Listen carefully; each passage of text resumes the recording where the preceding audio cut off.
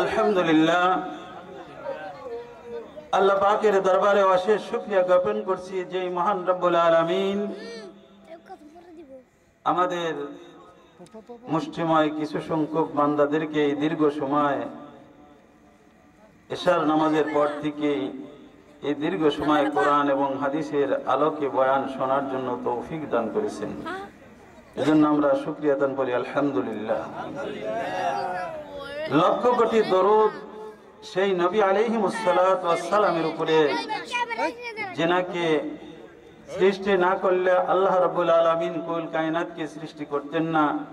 সেই আকায়ে নামদার, সরওয়ারে দুজাহাঁ, সরদারে দু আলম, আইম্মায়ে মুরসালিন, সেই নবী দুজাহার উপরে বর্ষিত হোক। সকলেই বলেন সাল্লাল্লাহু আলাইহি ওয়াসাল্লাম।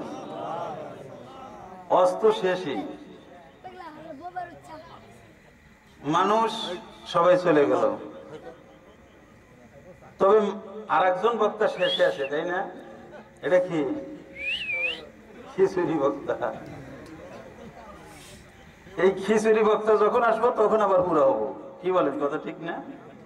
খিচুড়ির জন্য সব রেডি আছি আমরা। আমাদের প্রধান বক্তা যে কথাগুলো বলে গিয়েছেন অত্যন্ত গুরুত্বপূর্ণ কথা। প্রত্যেকটা কথা আমাদের জীবনে যদি আমরা বাস্তবায়ন করতে পারি তাহলে দুনিয়াও আমাদের জন্য সফল, আখিরাতের রাস্তাও আমাদের জন্য সফল হয়ে যাবে। কি বলেন, কথা ঠিক না? তবে প্রধান বক্তা, দ্বিতীয় বক্তা যাওয়ার পরে আর কোনো ওয়াজের কোনো অবস্থা থাকে কি? কথা বলার কোনো অবস্থাই থাকে না। আমি আল্লাহ রাব্বুল আলামিনের কোরআনে কারীম থেকে একটা আয়াত তেলাওয়াত করেছি। সেই আয়াতটার ভিতরে আল্লাহ রাব্বুল আলামিন রোজা সম্পর্কে বলছে। আজকে কয় তারিখ? ইংরেজি ফেব্রুয়ারি মাসের 24 তারিখ। এটা হলো ফেব্রুয়ারি মাস, তাই না? আরবিতে এটা কি মাস আমরা কিন্তু বলতে পারি না।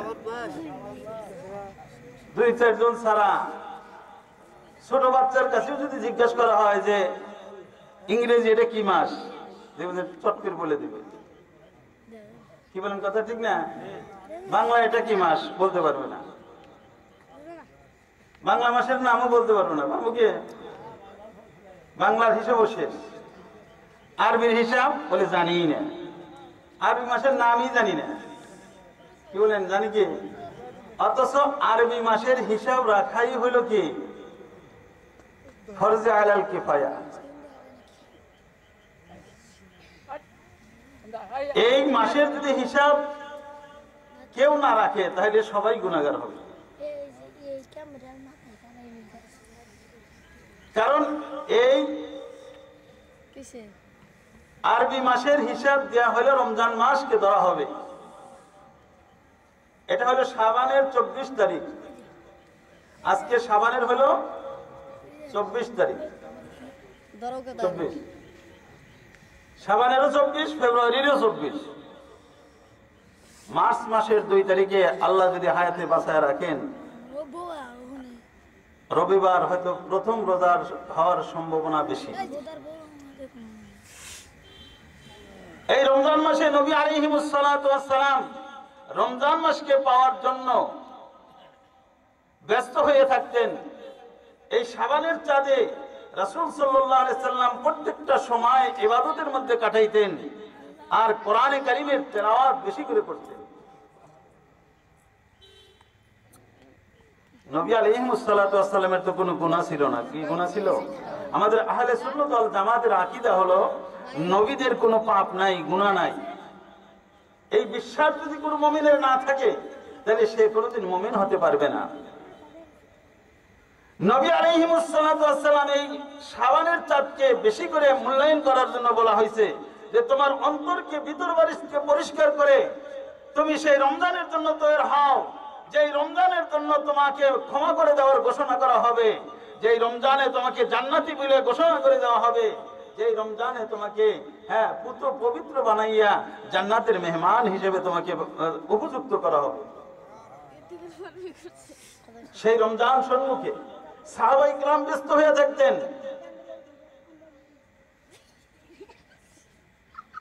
আল্লাহ রাব্বুল আলামিন কালামে মাকির ভিতরে ইরশাদ করেন, ইয়া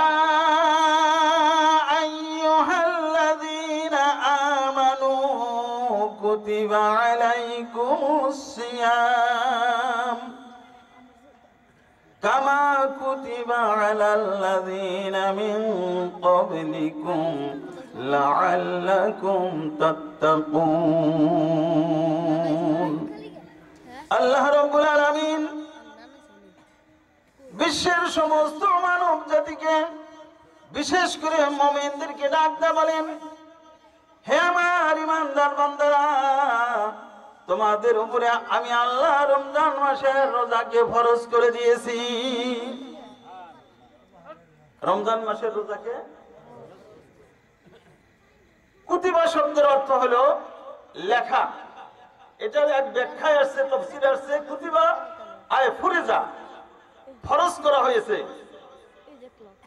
মুফাসসিরিন ইকরাম লেখেন, যদি কুতিবাও যদি বলা হয়, শাব্দিক অর্থেও যদি তোমাকে বলা হয়, লিখে দেওয়া হয়েছে যে রমজান মাসের রোজা তোমার জন্য কি ফরজ, এটা লেখা। কাতাবা ইয়াকতুবু মানে লেখা। আল্লাহ পাক লিখে দিয়েছেন রমজান মাসের রোজা তোমাদের উপরে কি করা হয়েছে, ফরজ করা হয়েছে। ব্যাখ্যা এইভাবে করা হয়েছে যে রমজান মাসের রোজা, ফুরিজা শব্দ যদি আমরা ব্যাখ্যা নাও করি, কুতিবা শব্দের ব্যাখ্যাই যদি করা হয়, তাহলেও রমজান মাসের গুরুত্ব বেশি বাড়ে। যেমন আমি মৌখিকভাবে একটা জিনিস দেওয়ার জন্য স্বীকার করলাম, আর লিখিতভাবে একটা জিনিস দেওয়ার জন্য আমি দলিল করলাম, কোনটার গুরুত্ব বেশি হবে? জোরে বলেন, কোনটার গুরুত্ব বেশি হবে? মৌখিক যেটা স্বীকার করলাম, এটা কোনো কোনো সময় আমি অস্বীকার করে বসতে পারি, কিন্তু লিখিত যেটা দলিল করা যেটা, সেটা কি অস্বীকার করার মতো কোনো সুযোগ আছে? কি বলেন, অস্বীকার করার মতো কোনো সুযোগ আছে? মুফাসসিরিন ইকরাম বলেন, কুতিবা শব্দের অর্থ যে লেখা দিয়েছেন আল্লাহ পাক, রমজান মাসের রোজা তোমাদের জন্য ফরজ করে দিয়েছি, এই কথাটা যদি ধরা হয়, তবু তোমাদের জন্য রোজা রাখা ফরজ হয়ে যাবে, এটার ভিতরে কোনো দ্বিধামত করা যাবে না। রমজান মাসের রোজা তোমাদের আসন্ন, মাহে রমজান তোমাদের একমাত্র নিকটে এসে গিয়েছে, তোমরা প্রস্তুতি নিতে থাকো, সেই মাহে রমজানের রোজা রেখে আল্লাহর সান্নিধ্য অর্জন করবা। ও আমার ভাইয়েরা, দুনিয়ায় যত ইবাদত আছে, সমস্ত ইবাদতের মধ্যে মানুষকে দেখানো আছে।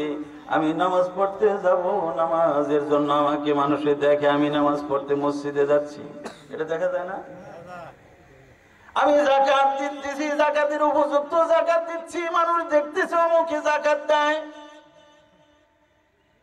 আমি হাজি, হজ করতে যাচ্ছি, হজ দেখা যায় অমুকে হজ যাচ্ছে, 2-4 গ্রামের এমনকি ইউনিয়নের সমস্ত মানুষগুলাই জানে অমুক ব্যক্তি আগামী বছর হজ যাচ্ছে। কি বলেন, এগুলা দেখা যায়? কি বলেন, দেখা যায় না? ও আমার ভাইয়েরা, মাহে রমজান এমন একটা ইবাদত, রোজা এমন একটা ইবাদত, দুনিয়ার কোন মানুষকে সেই ইবাদতটা দেখানো যায় না। দেখা যায় একজন নামাজি জামা পরে, টুপি পরে, ওযু করে মসজিদে যায়, দেখানো যায়, এই ইবাদতটাও দেখানো যায় আমি একজন মুসল্লি, আমি একজন যাকাত দাতা, যাকাত দিতেছি, যাকাতের সমস্ত মানুষগুলো যাকাত নেওয়ার উপযুক্ত, যারা আমার বাড়িতে আসছে আমি তাদেরকে যাকাত দিচ্ছি, এই ইবাদতটাও মানুষকে দেখানো যাচ্ছে। আমি হজ করতে যাচ্ছি, ইবাদত দেখানো যাচ্ছে। সাধারণ দান খয়রাত করতেছি, তবু মানুষে জানতেছে। ও আমার ভাইয়েরা, একমাত্র আল্লাহ রাব্বুল আলামিন যে রোজাকে ফরজ করে দিয়েছেন, এই রোজা একমাত্র ইবাদত, পৃথিবীর কোনো মানুষকে দেখানো যায় না। কি বলেন, দেখানো যায়? পৃথিবীর কোন মানুষকে দেখানো যায় না, এমনকি নিজের অর্ধাঙ্গিনী স্ত্রী নিজের কাছে শুয়ে থাকে, একসঙ্গে সেহরি খাচ্ছি, তবু ওই স্ত্রী বুকে হাত দিয়ে বলতে পারবে না আমার স্বামী রোজা রেখেছেন। কি বলেন, বলতে পারবে? দেশের রাষ্ট্রপ্রধান প্রত্যেকটা রোজাদারের পিছনে যদি 2-3 করে সৈনিক নির্ধারণ করে দেয়, এই বান্দা কোন সময় যেন রোজা ভাঙতে পারে না।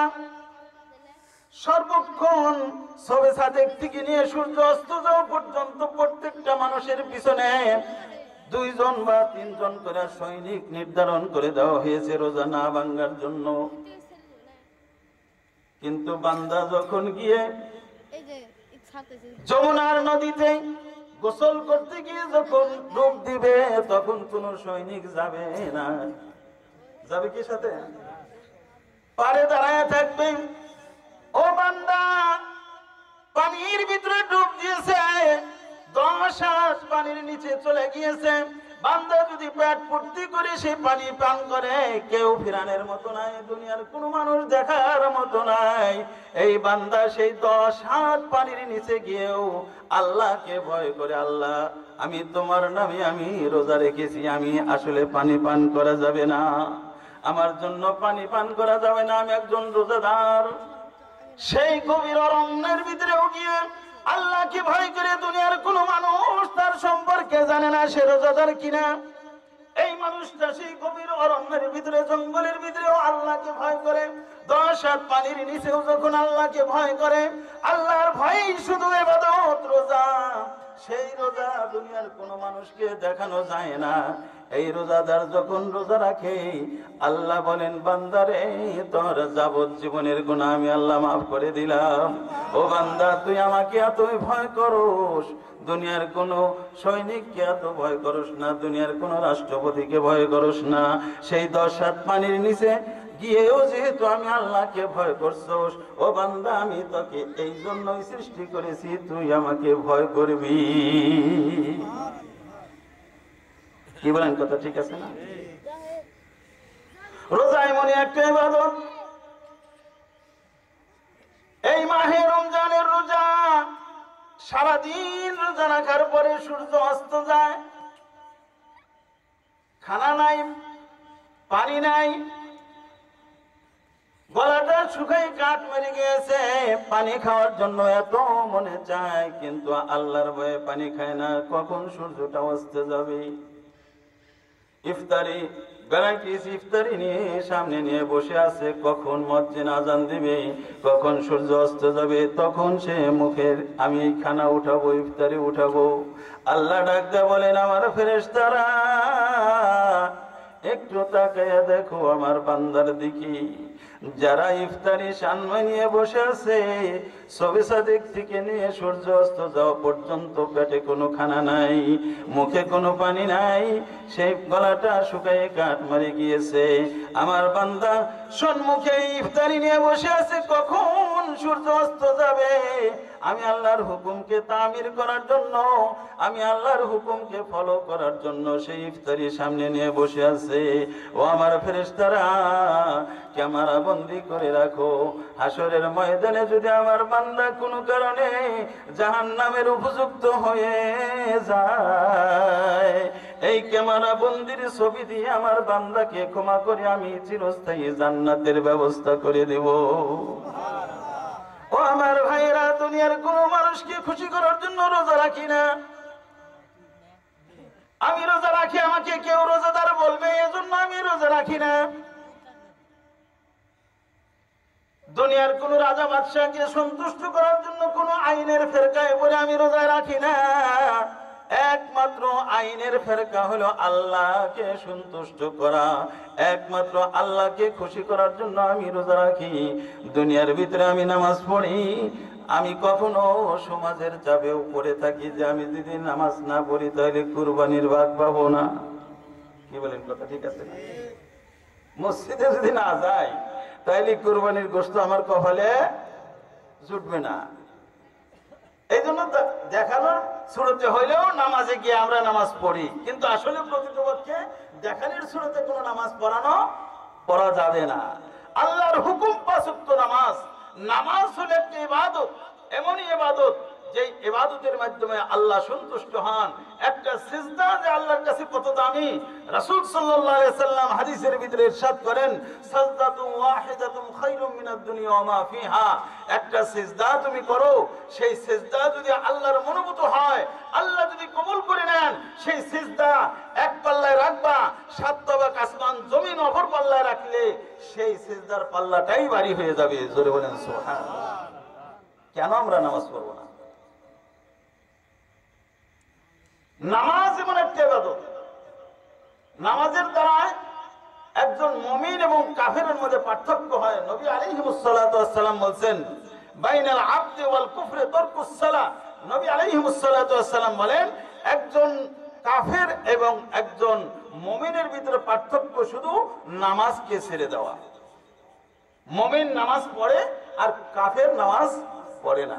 একটু জিকির করে, লা ইলাহা ইল্লাল্লাহ, লা ইলাহা ইল্লাল্লাহ, লা ইলাহা ইল্লাল্লাহ, লা ইলাহা ইল্লাল্লাহ, ইল্লাল্লাহ, লা ইলাহা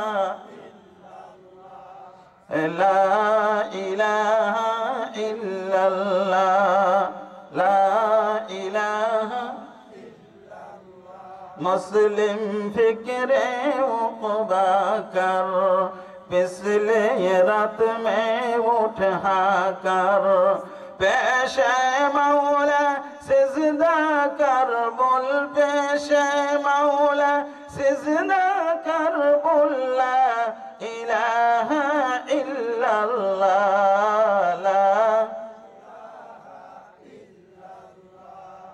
লা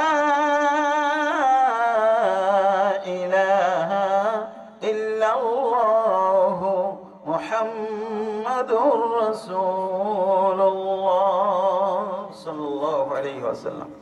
যে পৃথিবীতে আছি আমরা, এই পৃথিবীতে কতদিন বাঁচবো, কতটুক সময় দুনিয়াতে থাকতে পারবো, আমরা কেউ গ্যারান্টিতে বলতে পারবো যে আমি আজকের থেকে শুরু করে অন্তত পক্ষে 50 বছর এই দুনিয়াতে বেঁচে থাকবো? এই কথা কি কেউ বলতে পারবে? এই গ্যারান্টি কেউ দিতে পারবে না। এটা হলো দুনিয়ার দুনিয়া। এই দুনিয়াতে আমি যা করে যাব, আমি বিল্ডিং অট্টালিকা যত কোটি কোটি টাকার মালিক, যারা এই দেশকে লুট করে নিয়ে হাজার হাজার কোটি টাকার মালিক বইনা আজকে তারা চোরের মতো সেই বিদেশে অন্য অন্য দেশে পলায় তারা আজকে নিজের জানকে বাঁচানোর চেষ্টা করতেছে। কি কথা ঠিক না বেটি? প্রত্যেকটা মন্ত্রী এবং এমপি এবং সাধারণ যারা পাতি নেতা, এদের কাছেও শত শত কোটি টাকা। এই হাসিনা নিজে বক্তব্য বলছেন যে আমার কেরানি সে 400 কোটি টাকার মালিক, সে হেলিকপ্টার ছাড়া কোনোদিন বাড়ি যায় না। হাসিনা নিজে বলছে। এই যে টাকা, 1 কোটি টাকা, আমি মনে করি 1 কোটি টাকা যদি এক বান্দার হয় আর যদি সে সৎ ব্যবহার করে, ওই 1 কোটি টাকা সারা জীবনে খাই শেষ করতে পারবে না একজন মানুষের। শত কোটি হাজার কোটি টাকা যে কি করবে তারা? এই জনগণের টাকা মেরে তারা বিদেশ গিয়ে বাড়ি করে আজকে বিদেশ পাড়ি জমাইছে, আজকে দেশে থাকতে পারতেছে না। তাহলে এই টাকাই হলো তাদের কাল, এই সম্পত্তি হলো তাদের শত্রু। কি বলেন? কথা ঠিক না? এই সম্পদ, এই টাকা নিয়ে কি তারা মাটির কবরে যেতে পারবে? আজরাইল যদি আসে, ও বাংলাদেশের প্রধানমন্ত্রী, কথিত প্রধানমন্ত্রী তুমি ছিলা, তুমি কারো ভোটের মন্ত্রী হও নাই, তুমি একজন প্রধানমন্ত্রী। ভারতের দালালরা আসে, ভারতের শক্তির দ্বারা, ভারতের শক্তি দেখাইয়া এই দেশে তুমি প্রধানমন্ত্রীর আসনে বসেছিলা। সাহস হয় নাই নির্বাচন দিতে। তুমি মোদির যুক্তিতে শুধু প্রধানমন্ত্রী হয়ে পিলখানার সেই 57 জন বড় বড় অফিসার, দেশ প্রেমিক অফিসারকে তুমি হত্যা করেছো, শাপলা চত্বরে তুমি হত্যা করেছো, এরকম ভাবে লগি বৈঠাইতে হত্যা করেছো, কত মানুষ ফাঁসিতে মারছো, কত মানুষ আয়না ঘরে আটকায় রাখছো। তোমার আজকে আজরাইল তোমার কাছে আসছে, তুমি 1000 কোটি টাকা দাও যদি আজরাইলকে আয়ত্ত করতে চাও, পারবে কি? জোরে বলেন পারবে? যেদিন মৃত্যু আসবে সেই দিন তোমাকে পুরা হিসাব দিতে হবে তোমার জীবনের।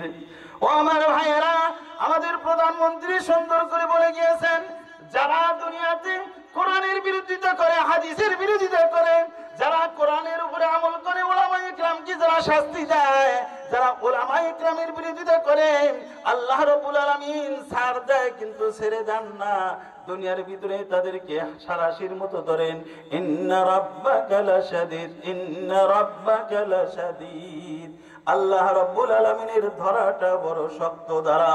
যেদিন ধরবে, নমরুদকে আল্লাহ এত সময় দিয়েছিল, নমরুদ কিন্তু আল্লাহকে অস্বীকার করে নাই। ফেরাউন আল্লাহ অস্বীকার করে নাই, নমরুদ আল্লাহকে অস্বীকার করেছিল। ফেরাউন সারাদিন খোদাই দাবির দাবিদার হয়ে ঘুরছে, রাত্রিবেলায় সে নির্জনে গিয়া সে সেজদা করে আল্লাহকে বলছে, আল্লাহ তুমি যে স্রষ্টা, তুমি যে সৃষ্টিকর্তা, এটা আমি আল্লাহ জানি এবং মানি, কিন্তু আমি যেহেতু আল্লাহ খোদা দাবি করেছি, আমার দাবিতে অটল থাকতে দাও, এই প্রার্থনা তোমার কাছে করি। আল্লাহ সময় দিছে, দীর্ঘ সময়, 400 বছর সে রাজত্ব করছে খোদাই দাবিতে, কিন্তু তার দলবল সহ সেই কোটি কোটি মানুষগুলো নিয়ে সেই নীল নদের ভিতরে আল্লাহ পাক সেই অতল তলে যে ডুবায় মারবে, এটা ফেরাউনের জ্ঞানে বা এলেমে ছিল না। আল্লাহ সুযোগ দিছে। এই জন্য দুনিয়ার ভিতরে, আমাদের দেশের ভিতরে বিশেষ করে আমরা 90 থেকে 95% মুসলমান, সেই মুসলমানের দেশে দুর্নীতি মুক্ত হতে পারি না, সেই মুসলমানের দেশে সেই মুসলমান ঘুষ খাওয়া বন্ধ করতে পারি না, সেই মুসলমান মিথ্যা কথা ছাড়তে পারি না, সেই সর্বপ্রকার গুনাহ আমাদের দ্বারা হচ্ছে। এই গুনাহ নিয়ে যদি কবরে যাই, আল্লাহর সম্মুখে কি উত্তর দেব? কবরে তো এমনি মৃত্যুর সময় ধরে বসবে যে তুমি কি করছো। কি বলেন, কথা ঠিক না?